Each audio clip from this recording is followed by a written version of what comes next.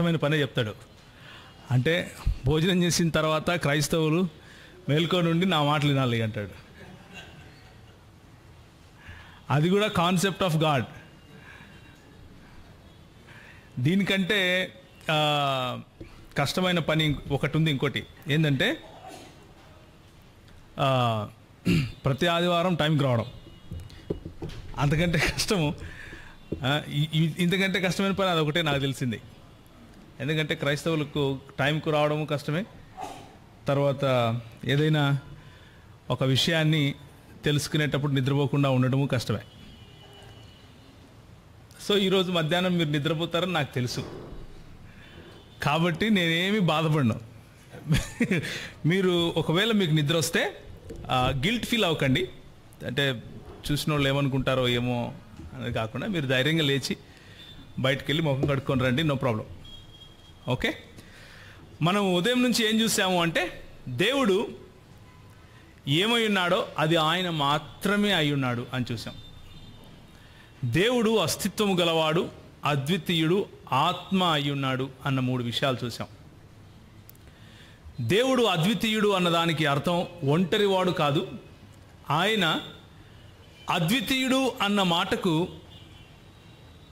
బైబిల్లో బహుళత్వము గల దేవునికి సంబంధించినటువంటి అద్వితీయత, ఆయనను పోలిన వాడు ఇంకొకడు లేడు అన్న అర్థం వచ్చే అద్వితీయతను గురించి మనం మాట్లాడుకున్నాం. దానికి కాంట్రరీగా, దానికి వ్యతిరేకంగా మోనిస్ట్ దేవతల గురించి, దేవుళ్ళ గురించి కూడా మాట్లాడుకున్నాం. ఉదాహరణకు ఖురాన్ చెప్పే అల్లా కానీ, వన్నెస్ పెంటికోస్టల్స్ చెప్పే దేవుడు కానీ, లేకపోతే యెహోవా సాక్షులు చెప్పే దేవుడు కానీ, బైబిల్లో చెప్పినటువంటి సంపూర్ణత గల దేవునికి భిన్నంగా ఉన్నారు అన్న విషయాన్ని చూసుకున్నాం. అయితే ఇప్పుడు మధ్యాహ్నము ఇంక కొన్ని విషయాలు చూస్తాం. ఆ విషయాలు చూడటానికి ముందు ఉదయం చెప్పింది కొంచెం బ్రష్ చేసుకోవటం మంచిది, లేకపోతే కష్టం అవుతుంది. భోజనం చేసేటప్పుడు దానికి ముందు కూడా మాట్లాడుతూ ఉంటే నాకు అర్థమైంది ఏమిటి అంటే, ఎక్కువ భాగము వ్యక్తి అనగానే మన మనసుల్లో వచ్చేది ఒక మానవుడు, ఒక మనిషి. ఒక వ్యక్తి అనగానే ఒక మనిషి అన్న ఉద్దేశము మన మనసుల్లోకి వస్తుంది. అయితే ఉదయం మనం ఇచ్చుకున్నటువంటి నిర్వచనం ప్రకారం వ్యక్తి అన్నవాడు, లేకపోతే వ్యక్తి ప్రతిసారి మనిషే అయి ఉండాల్సిన అవసరం లేదు. బైబిల్ గ్రంథం అలా చెప్తా ఉంది మనకు. ఎందుకు అంటే పరలోకంలో మనం దేవదూతలను చూస్తాం, జీవులను చూస్తాం, దేవుణ్ణి చూస్తాం, మానవులను చూస్తాం కదా. వ్యక్తి అన్న కేటగిరీలో ఇంతమంది ఉన్నారు. పెద్దలను చూస్తాం.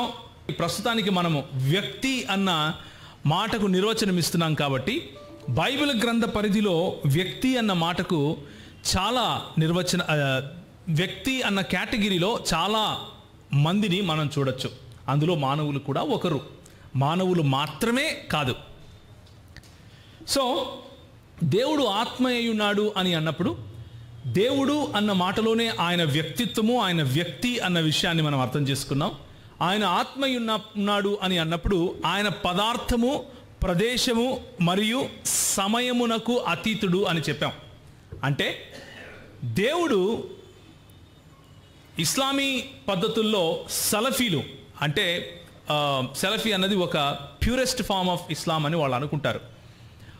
వాళ్ళు చెప్పే ప్రకారంగా అయితే నిజంగానే యాంథ్రపోమార్ఫిక్, అంటే మనుష్యునికి ఉన్నట్లుగానే అదే భాషలో మాట్లాడినటువంటి విధంగానే అల్లాహకు, లేకపోతే దేవునికి కాళ్ళు ఉన్నాయని, చేతులు ఉన్నాయని, పెదవులు ఉన్నాయని, చెవులు ఉన్నాయని వాళ్ళు నమ్ముతారు.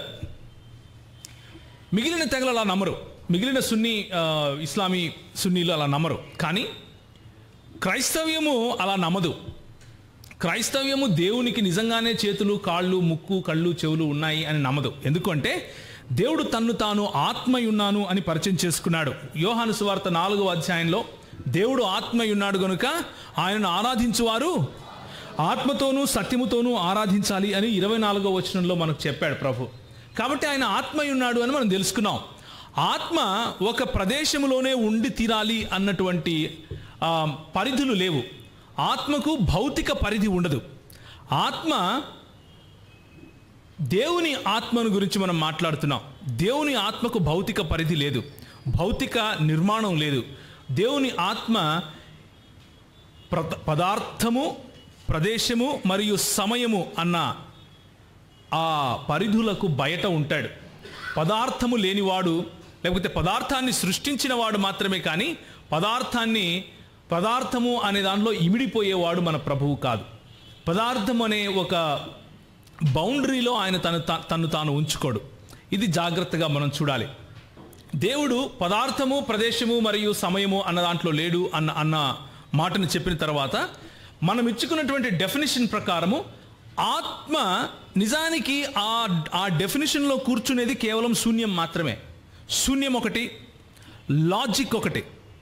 అంటే మనం వాడే తర్కం నిజంగా ఉందంటారా లేదంటారా?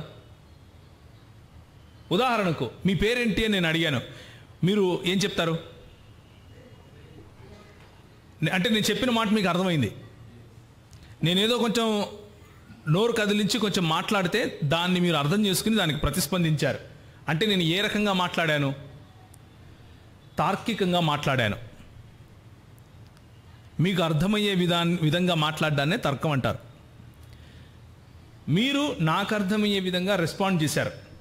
మీరు మాట్లాడిన మాటలు, నేను మాట్లాడిన మాటలు మనకు కనిపిస్తున్నాయా? కేవలం వినిపిస్తున్నాయి. అవి కనిపించవు, కానీ ఉనికిలో ఉన్నాయా? లేవా? ఉన్నాయి. అలాగే మనకు కనిపించేది మాత్రమే రియాలిటీ, లేకపోతే నిజము, సత్యము అని అనుకుంటే అది మన భ్రమ. మనకు కనిపించనివి చాలా కూడా ఉనికిలోను సత్యంగాను ఉన్నాయి. అందులో ఒకటే ఆత్మ.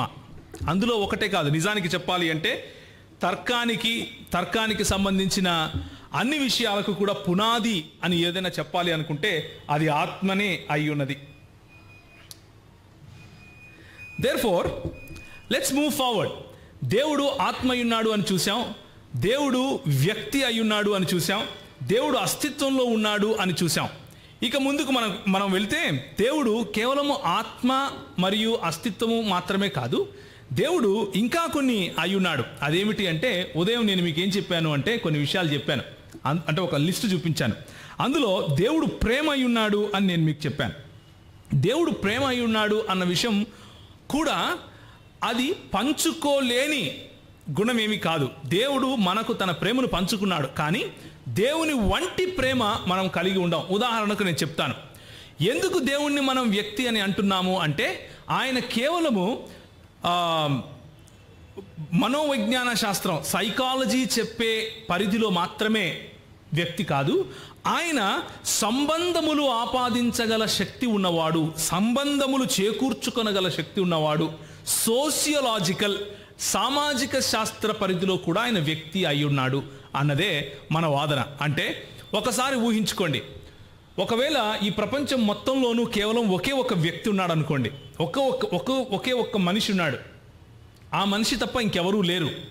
ఆ మనిషిని వ్యక్తి అని మనం పిలవగలుగుతామా అని ఆలోచిస్తే అప్పుడు మన భాషను మనం మార్చుకోవాల్సి ఉంటుంది.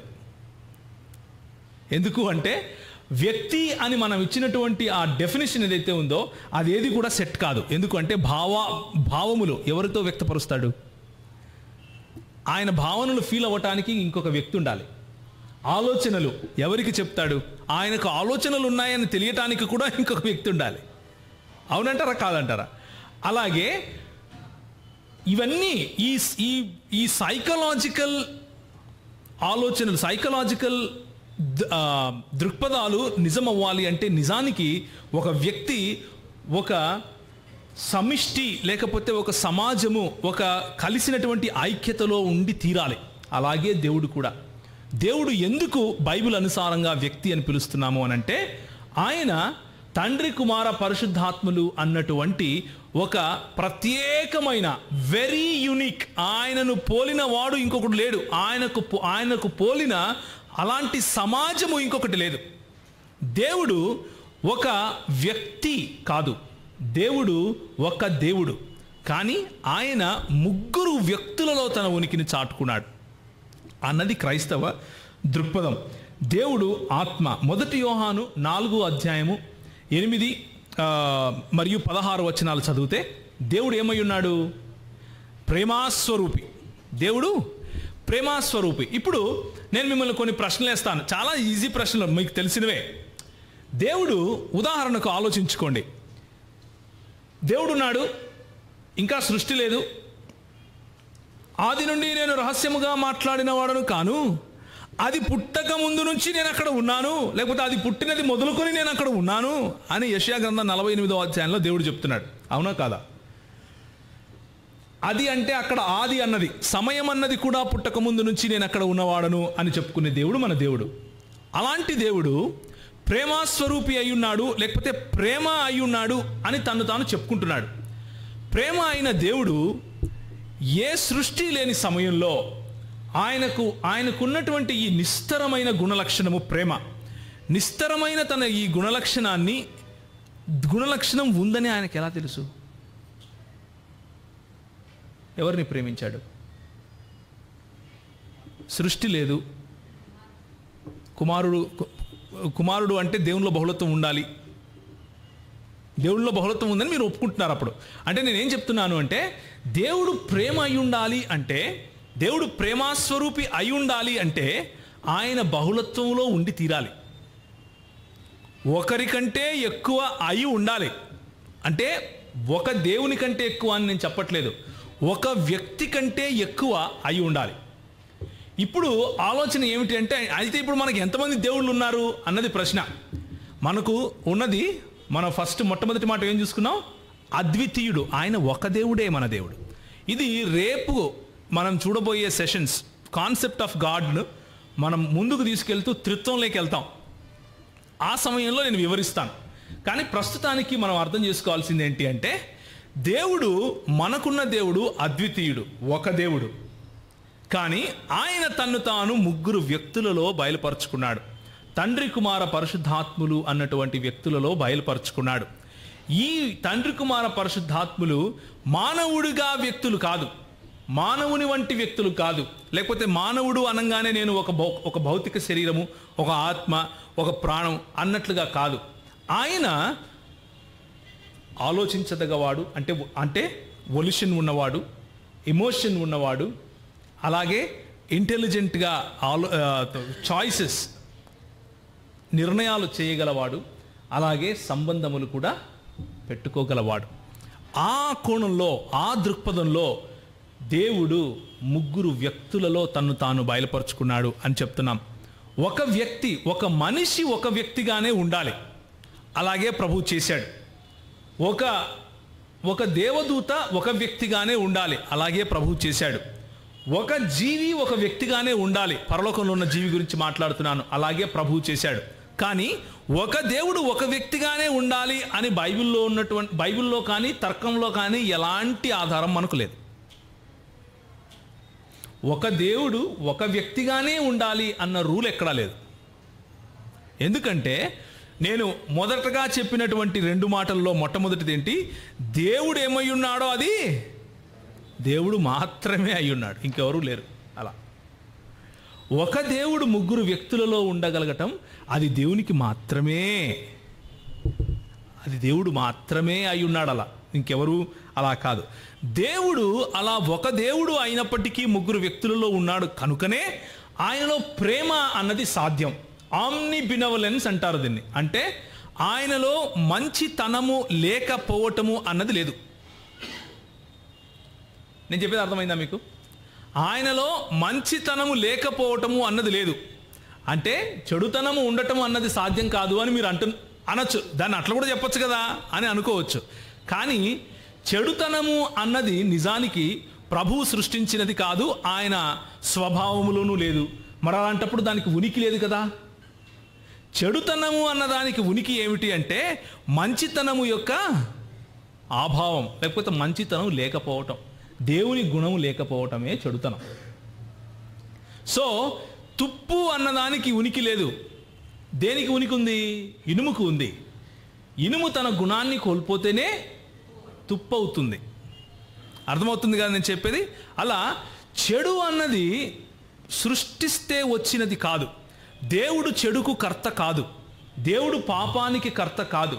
పాపము కానీ చెడు కానీ ఎందుకు వచ్చింది అంటే, దాని ఎందుకు ఉద్భవించింది అది అంటే, అది దేవుని యొక్క గుణలక్షణమైన ప్రేమ, దేవుని యొక్క గుణలక్షణమైన పరిశుద్ధత, దేవుని యొక్క గుణలక్షణమైనటువంటి త్యాగము, దేవుని యొక్క గుణలక్షణములు ఇంకా ఏవేవైతే ఉన్నాయో వాటి యొక్క యాబ్సెన్స్, అది లేకపోవటం. నిజానికి దేవుని యొక్క మంచితనం లేకపోవటాన్నే పాపం అంటారు. దేవుని యొక్క మంచితనం యొక్క యాబ్సెన్స్నే చెడు అంటారు. ఓకే, ఒకటే మాటను అటు తిప్పి ఇటు తిప్పి అటు చెప్తే అనుకునేరు కాదు, ఇదే నిజం, ఇలాగే ఉంటుంది. ఎందుకంటే మీరు ఆలోచించండి, ఒకవేళ చెడుతనము దేవునిలో లేదు అని అన్నామనుకోండి, అంటే దేవునిలో కొన్ని లేని దేవుడు కూడా ఉన్నాడా అన్న ప్రశ్న వస్తుంది. మన దేవుడు సర్వపరిపూర్ణుడు, ఆయనలో లేనిది, ఆయన మూలము కానిది ఇంకేది లేదు. ఆయన రెండు చెప్పాను నేను, కేటగిరీస్ ఏమున్నాయన్నాను. ఒకటి సృష్టి, ఇంకొకటి సృష్టికర్త. ఆయన సృష్టించనిది ఏదైనా ఉంది అని అంటే ఈయన దేవుడు కాకుండా పోతాడు. అర్థమవుతుందా? ఆయన సృష్టించనిది ఏదైనా ఉంది ఉనికిలో అంటే ఈయన దేవుడే కాడు. కానీ మన దేవునికి ఆ సమస్య లేదు. ఎందుకు? ఆయన సృష్టించింది కాబట్టి పాపము, ఆయన సృష్టించింది కాబట్టి చెడు కాదు. ఆయన మంచితనము లేకుండా పోవటమే పాపము, ఆయన మంచితనం యొక్క యాబ్సెన్సే చెడు. ఎందుకు అది సాధ్యము మన దేవునికి అంటే, ఆయన త్రిత్వమైన దేవుడు కనుక, ఆయన బహుళత్వము గల దేవుడు కనుక, ఆయన సంబంధములు పెట్టుకొనగల సామర్థ్యుడు కనుక. అంటే ఎవరితో, ఉదాహరణకు నేను అడిగిన ప్రశ్న మళ్ళీ వద్దాం. ఏ సృష్టి లేదు, ఏ భూమి లేదు, ఏ మనుషుడు లేడు, నువ్వు లేవు, నేను లేను, సంఘం లేదు, ఎవరు లేరు, దేవుడు ఉన్నాడు. అప్పుడు దేవుడు ఒంటరివాడా? లేకపోతే ఒంటరివాడైన దేవుడు ఎవరిని ప్రేమించాడు? ఒంటరివాడైన దేవుడు ఎవరికి ప్రత్యక్షత చూపించాడు?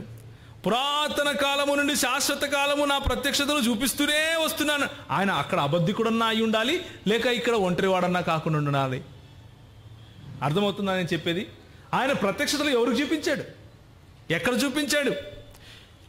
ఆయన సర్వజ్ఞుడు అన్నాం, సరే, దేని గురించిన జ్ఞానం? దేని గురించిన జ్ఞానం అంటారు? ఆయన సర్వజ్ఞుడు, ఏ సృష్టి చేయలేదు, ఇంకా సమయం అన్నది కూడా లేదు. దేనికి ఏం తెలుసు ఆయనకు? జ్ఞానం అంటే ఏంటి? తెలుసుకోవటం, అంతేనా? ఏదైనా ఒక విషయం గురించి, ఏదైనా ఒక వస్తువు గురించి, ఏదో ఒక దాని గురించి తెలుసుకోవటానికి జ్ఞానం అంటాం. ఆయనకి ఏమీ లేనప్పుడు దేని గురించి తెలుసు ఆయనకు? మన దేవుడు బహుళత్వం గలవాడు కనుక, ఆయన యందు బహుళమైనటువంటి వ్యక్తులు ఉన్నారు కనుక, ఒకరినొకరు ప్రేమించుకోవటం ఆయనకు తెలుసు, ఒకరికొకరు తగ్గించుకోవటం ఆయనకు తెలుసు, ఒకరినొకరు గౌరవించుకోవటం ఆయనకు తెలుసు, ఒకరినొకరు ఎత్తిపట్టుకోవటం ఆయనకు తెలుసు, ఒకరినొకరిని దేవా అని పిలవటం ఆయనకు తెలుసు. దేవుడు అన్న భావన కూడా ఆయనకు తెలుసు. లేకపోతే దేవుడు అన్న భావన దేవునికి ఉండడానికి వీల్లేదు. అర్థమవుతుందని నేను చెప్పేది? ఆయన బహుళత్వంలో లేకపోతే ప్రేమించటం అసాధ్యం. ఆయన బహుళత్వంలో లేకపోతే నీతి అన్న పదానికి అర్థం లేదు. చెప్పండి, ఎలా వస్తుంది నీతి అన్న పదానికి అర్థం? రాదు. ఆయన యొక్క గుణలక్షణాల కారణంగా ఏదైతే చెబుతాడో అది చేయకపోవటమే అనీతి, లేకపోతే అవినీతి. అది చేయటమే నీతి. ఆయన చెప్పటానికే ఎవరూ లేకపోతే ఏం చెప్తాడు? ఆయన చేయటానికి ఇది నీతి, ఇది ఇలా చెయ్యాలి అని కమ్యూనికేట్ చేయటానికి ఎవరూ లేకపోతే కమ్యూనికేట్ చేసే అవకాశమే లేదు. అలాంటప్పుడు నీతి అన్న మాటకు అర్థము లేదు. అంటే నీతి అన్నది సృష్టించిన తరువాత వచ్చిన ఒక కాన్సెప్ట్ అవుతుంది. అప్పుడు దేవుని గుణలక్షణాలలో నీతి అన్నది లేకుండా పోతుంది. అలా అంటారా మీరు? అలా కాదు. దేవుడన్న గుణలక్షణంలో ప్రేమ కానీ నీతి కానీ ఎప్పటి నుంచి ఉంది? ఆయన ఉన్నప్పటి నుంచి ఉంది. కాబట్టి దేవుని గుణలక్షణాలు, దేవుడు ఏమై ఉన్నాడో అది దేవుడు మాత్రమే అయి ఉన్నాడు. మనం కాదు, జీవులు కాదు, దేవదూతలు కాదు, సృష్టి కాదు, ఏది కాదు. ఇది కావటానికి కేవలం ఒకే ఒక ఆస్కారం ఉంది. అది ఏంటి అంటే దేవుని యందు బహుళత్వం ఉండటం. దేవునిలో బహుళత్వం లేకపోతే ఇది సాధ్యం కాదు. దేవుడు తన ఉనికి, తన నైజం, తన గుణలక్షణాల ఆధారంగానే క్రియలు చేస్తాడు. ఉదాహరణకు సృష్టించటం, విమోచించటం, తనను మహింపరచుకోవటం, ఇవన్నీ ఆయన గుణలక్షణాలు ఆధారంగానే చేస్తాడు. ఉదాహరణకు ఆయన గుణలక్షణాలు ఆధారంగా కాకుండా ఆయనకు సృష్టించాలి అన్న రూల్ ఏమైనా ఉందా? ఆయన సృష్టించకపోతే దేవుడు కాకుండా పోతాడా? ఏమంటారు? ఆలోచించండి. ఆయనకు సృష్టించకపోతే దేవుడు కాకుండా పోతాడా? ఎవరు చెప్పారు ఆయనకు సృష్టించమని?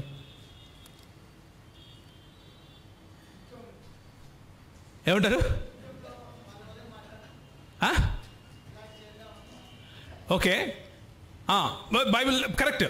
మీరు చెప్పిన మీరు ఆయన అంటే ఆయనలో బహుళత్వం ఉంది కాబట్టి వాళ్ళు మాట్లాడుకున్నారు అన్నది మీరు చెప్తున్నారు, బాగుంది.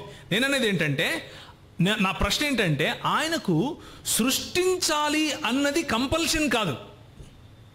సృష్టి కార్యము చెయ్యాలి అన్నది ఆయన పైన ఉన్న ఒత్తిడి కాదు.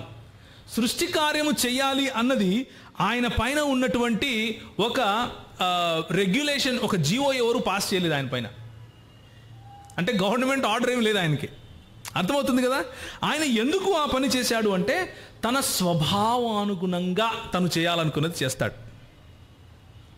తన చేత తన కొరకు ఏం చేయాలనుకుంటాడో అది చేస్తాడు. తన స్వభావానుగుణంగా ఏం చేయాలనుకుంటే అది చేస్తాడు.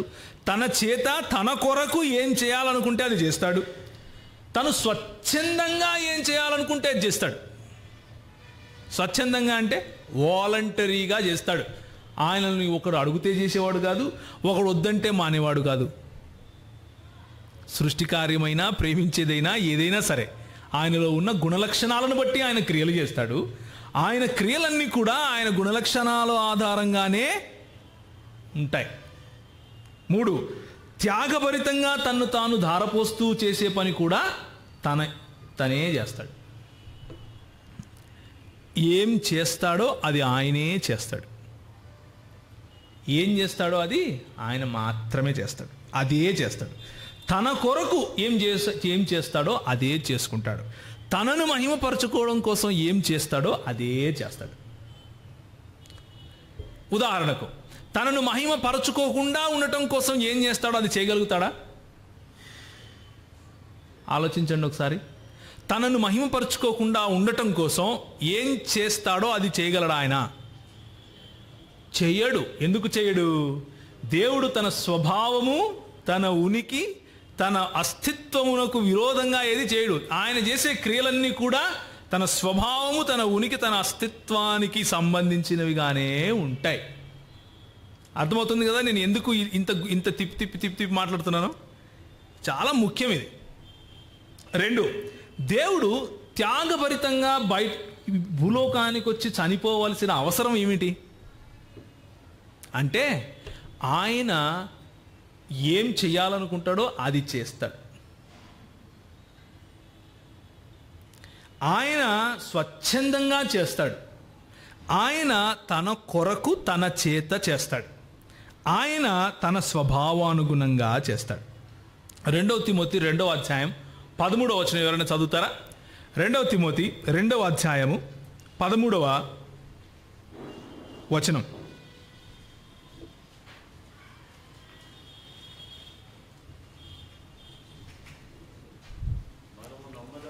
మనము నమ్మదగని వారమైనను ఆయన నమ్మదగినవాడుగా ఉండును. ఆయన తన స్వభావమునకు విరోధముగా ఏదియూ చేయలేడు. ఇది దేవుని వాక్యం చెప్పే సత్యం. ఆయన స్వభావము ప్రేమకు విరోధంగా ఆయన ఏది? ఆయన స్వభావము ప్రేమ మాత్రమే కాదు, ప్రేమ ఒకటే కాదు, ఆ ప్రేమ నుంచి వచ్చినటువంటి నీతి ఉంది. ఆ ప్రేమ ఆధారంగా వచ్చినటువంటి న్యాయము ఉంది. ఆ ప్రేమ ఆధారంగా వచ్చినటువంటి డిసిప్లిన్ ఉంది. ఆ ప్రేమ ఆధారంగా వచ్చినటువంటి మిగిలిన అన్ని గుణలక్షణాలు కూడా తన స్వభావములోకే వస్తాయి. ఆయన స్వభావానికి వ్యతిరేకంగా ఏది చేయడు ఆయన. కొంతమంది దేవుని యొక్క చట్టాన్ని చూసి, ఒక రూల్స్ అండ్ రెగ్యులేషన్స్ చూసి, ఇదేంది ఈయన ఇలా చేయమన్నాడే, దేవుడు ఇలా ఉంటాడా, దేవుడు ఇలా చేస్తాడా అని అడుగుతూ ఉంటారు. అంటే ఉదయం మనం చూసుకున్నాం కదా, పాత నిబంధన, కొత్త నిబంధన. పాత నిబంధన అంతా కూడా దేవుడు చేయమని చెప్పాడు, అది మనకు మాత్రమే అని అనుకుంటూ ఉంటారు. అంటే అది ఆయనకు సంబంధించింది కాదు, మనకు అది అని అనుకుంటూ ఉంటారు. కానీ నిజానికి దేవుని యొక్క ధర్మశాస్త్రము ఇంకేదో కాదు, ఆయన స్వభావమే. జాగ్రత్తగా వినాలి. ఉదాహరణకు దేవుని స్వభావమే దేవుని ధర్మశాస్త్రం. దేవుని ధర్మశాస్త్రం కేవలం మనుషులకు కాదు, అది ఆయన నైజం, ఆయన స్వభావం, ఆయన ఉనికిలో నుంచి వచ్చిన మాటలు అవి. అందుకనే మనం దేవుని వాక్యానికి అంత విలువిస్తాం. దేవుని వాక్యాన్ని దేవుడు అని మనం ఎందుకంటాము అంటే, లేకపోతే యోహాను సువార్త 1వ అధ్యాయము 1వ వచనము 14వ వచనాన్ని కలుపుకొని యేసు ప్రభువును దేవుడు అని మనం ఎందుకంటాము అంటే, దేవుని స్వభావము ఎట్లా ఉంటుందో, ఆ దేవుని ఉనికి ఎలా ఉంటుందో, దేవుని అస్తిత్వం ఎలా ఉంటుందో, అది ఆయన వాక్యమే.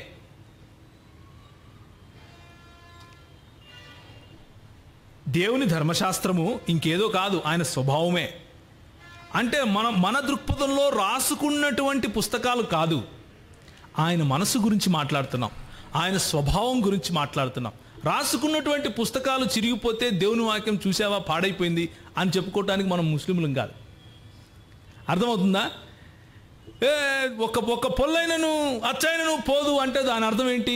బైబిల్లో చినిగిపోవని కాదు, లేకపోతే రాసుకునేటప్పుడు బైబిల్లో తప్పులు చేయరని కాదు. అది కాదు మన ఉద్దేశం. మన ఉద్దేశం ఏంటంటే దేవుని స్వభావము, దేవుని స్వభావమే ధర్మశాస్త్రం, దేవుని స్వభావమే ఆయన వాక్యం. అది ఎప్పటికీ గతించదు. మరి ఎలా గతిస్తుంది? ట్రై చేసి చూడండి. అది క్రైస్తవ దృక్పథం. మన దృక్పథాలు మనకు చాలా స్పష్టంగా తెలిసి ఉండాలి. 8వ అధ్యాయం, రోమీలకు రాసిన పత్రిక 8వ అధ్యాయము 32వ వచనం, అలాగే 26వ వచనం కూడా తీయండి. 26, 27, 32, 34 ఈ 4 వచనాలు చదవాలి. రోమీలకు రాసిన పత్రిక 8వ అధ్యాయము 26, 27, 32, 34.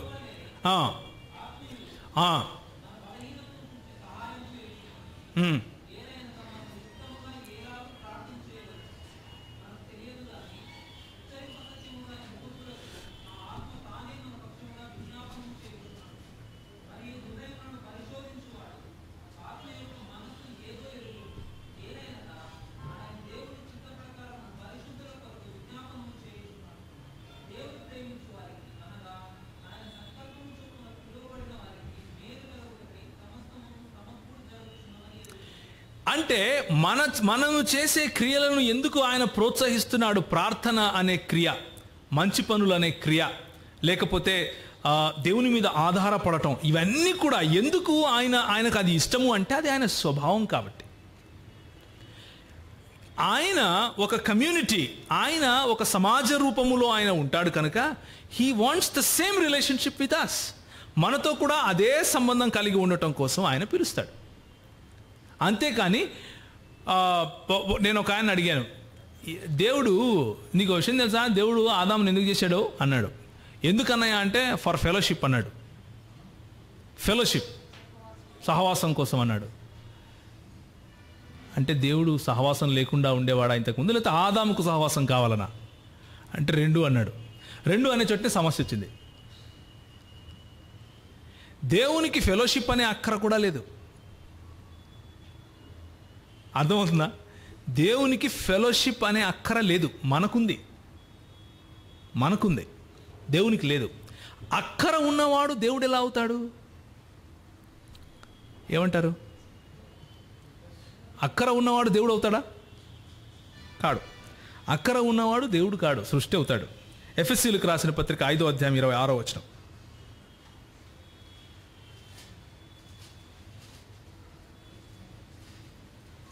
ఎఫెసీయులకు రాసిన పత్రిక 5వ అధ్యాయం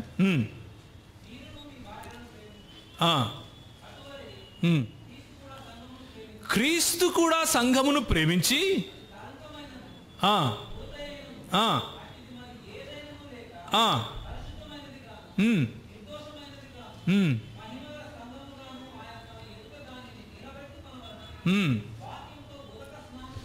ఆయన ఏం చేస్తాడు అంటే ఆయనకు ఏం కావాలో అదే చేస్తాడు.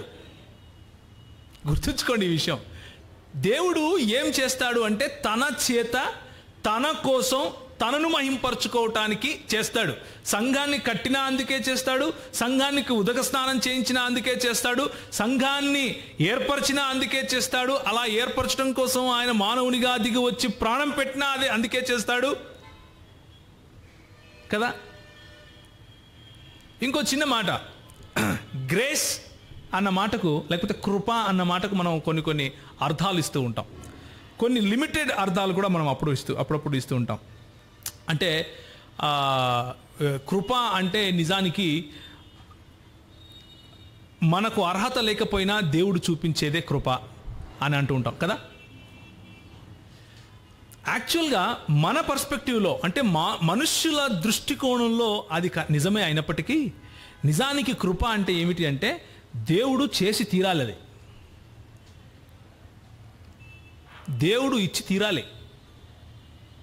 ఎందుకు అంటే అది ఆయన స్వభావం కనుక. దీని మీద ఒక మంచి పుస్తకం నేను మీకు రెఫర్ చేస్తాను, ఎప్పుడైనా సమయం దొరికినప్పుడు చదవండి. గింటన్ కాలిన్ గారు అని ఆయన పుస్తకం ఒకటి, తర్వాత గ్రబ్ నార్మన్ గారు అన్న ఒక పుస్తకం. గ్రబ్ నార్మన్ గారు రాసినటువంటి గాడ్ అన్లిమిటెడ్ అనే పుస్తకం, గాడ్ అన్లిమిటెడ్ అనే పుస్తకం చదవండి. ఆ తర్వాత సిఎస్ లూయిస్ గారు రాసినటువంటి మియర్ క్రిస్టియానిటీ చదవండి. ఆ తర్వాత ఫ్రాలేగా ఏమన్నారు సార్, గంటన్ కాలిన్ అనే దైవజనుడు రాసిన the promise of Trinitarian theology, the promise of Trinitarian theology అన్నది చదవగలరు. రెండోది గ్రబ్ నార్మన్ గారు రాసినటువంటి ద అన్లిమిటెడ్ గాడ్ అన్న పుస్తకం చదవచ్చు. సిఎస్ లూయిస్ గారు రాసినటువంటి మియర్ క్రిస్టియానిటీ అన్న పుస్తకం చదవచ్చు. నాలుగవదిగా జేమ్స్ ఫౌలర్ గారు రాసినటువంటి ది ఎటియాలజీ ఆఫ్ క్రియేషన్ అన్నది చదవచ్చు.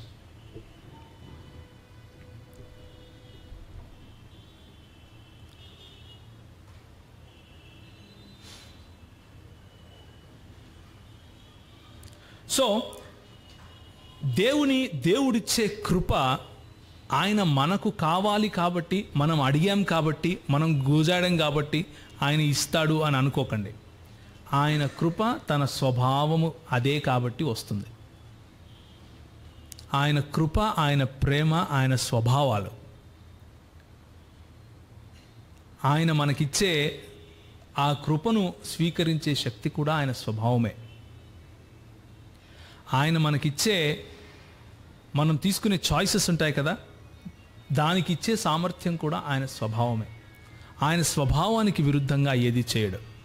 ఇప్పుడు ఈ కాన్సెప్ట్ ఆఫ్ గాడ్, మన క్రైస్తవ దృక్పథంలో ఉన్నటువంటి కాన్సెప్ట్ ఆఫ్ గాడ్, దేవుని గురించి రెండు విషయాలు మనం చూసుకున్నాం. బేసిక్గా చెప్పాలంటే, ఒకటి, దేవుడు ఏమై ఉన్నాడో అది దేవుడు మాత్రమే అయి ఉన్నాడు.